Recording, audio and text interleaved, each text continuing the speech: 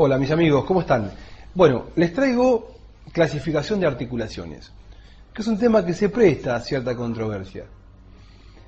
Vamos a verlo. Definimos a una articulación como la unión de dos o más huesos entre sí y todos aquellos elementos que contribuyen a dicha unión. Es decir, todos aquellos elementos que hacen que esos huesos, dos o más, estén en contacto. Y las clasificamos en base a su movimiento. De esta manera encontramos articulaciones que son completamente inmóviles y que se denominan sin artrosis, algunas que son medianamente móviles y son las anfiartrosis.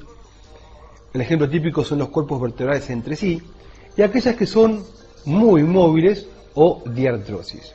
Las sin artrosis se dividen en sin condrosis y sin fibrosis. Las sin fibrosis se denominan también suturas y son completamente inmóviles, y el ejemplo típico son las de los huesos del cráneo. Nosotros vamos a dedicarle todo este tiempo a las diartrosis. Entonces decimos que las diartrosis son articulaciones móviles por excelencia. Articulaciones móviles por excelencia, que van a estar divididas en base a las características de sus superficies articulares. Una diartrosis como tal tiene características anatómicas que le son particulares. ¿Y cuáles son esas? Primero, que tiene superficies articulares que son lisas, es decir, las superficies articulares, los huesos que se tocan entre sí, la parte del hueso que se toca, que eso es la superficie articular, son lisas, no tienen ni una rugosidad, y son lisas para evitar la fricción.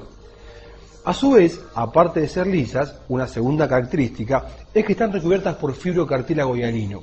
Acá lo ven en celeste. ¿Para qué? Para disminuir aún más la fricción. La fricción genera calor y el calor genera destrucción. ¿Sí? Todo lo que raspa duele, ya saben cómo es eso. Bueno, una tercera característica es que están cubiertas e impermeabilizadas, cerradas herméticamente por una cápsula articular. No sé si la palabra es impermeabilizada, pero bueno, están cerradas herméticamente por una cápsula articular que se va a insertar en los huesos que se articulan a milímetros de las superficies articulares. Una cuarta característica es que esta cápsula va a estar tapizada internamente por una membrana sinovial. La membrana sinovial, que está representada por tejido conjuntivo, tapiza internamente la cápsula y el hueso hasta que llega al cartílago. No cubre el cartílago hialino, es decir, que no cubre las superficies articulares. Y una quinta característica es el líquido sinovial, un líquido oleoso, viscoso, aceitoso, que secretan las células de la membrana sinovial y que va a contribuir a la lubricación de la articulación. Como quinta característica tenemos elementos de coaptación.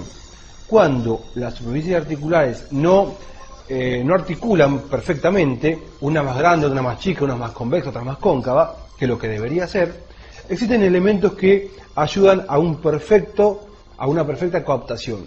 El ejemplo típico es el rodete glenoideo de la articulación escapulohumeral. Entonces, los elementos de coaptación pueden ser rodetes, manguitos o meniscos. Los meniscos son elementos de tejido fibroso, fibrocartilaginoso, en forma de C o en forma de O, es decir, ovoideos, hay en la rodilla, hay en la articulación temporomandibular, y los manguitos es lo mismo, pero son cuadriláteros, como almohadillas. El ejemplo típico es la articulación esternocondrocostoclavicular.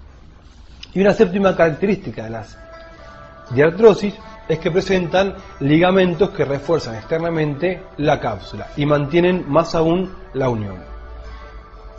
¿Cómo se dividen las diartrosis? Las diartrosis se dividen en base a las características anatómicas de las superficies articulares, es decir, en base a la forma que tienen las superficies articulares. Y de esta manera encontramos 6 tipos, que son enartrosis, donde las superficies articulares corresponden a segmentos de esfera. Después tenemos las artrodias, donde son planas. Después tenemos las trocleares, donde son poleas. Y vemos que las enartrosis tienen todos los movimientos, es decir, separación y aproximación, flexión y extensión, rotación interna y externa, y la unión de estos 6, que es la circunducción. No circuncisión, eso es otra cosa, circunducción. Las artrodias tienen solamente movimiento de deslizamiento, metí mal la Z. Y las trocleares, flexo-extensión. Ejemplos de la senartrosis, la escápula humeral. De las artrodias, acromio clavicular. Y de las troqueares, la húmero cubital. Después tenemos los tres grupos restantes, que son las trocoides, donde estas superficies articulares corresponden a segmentos de cilindro.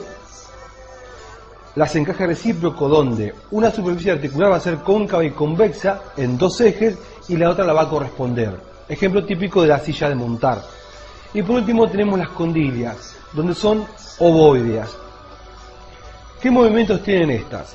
Las trocoides tienen movimientos de rotación interna y externa.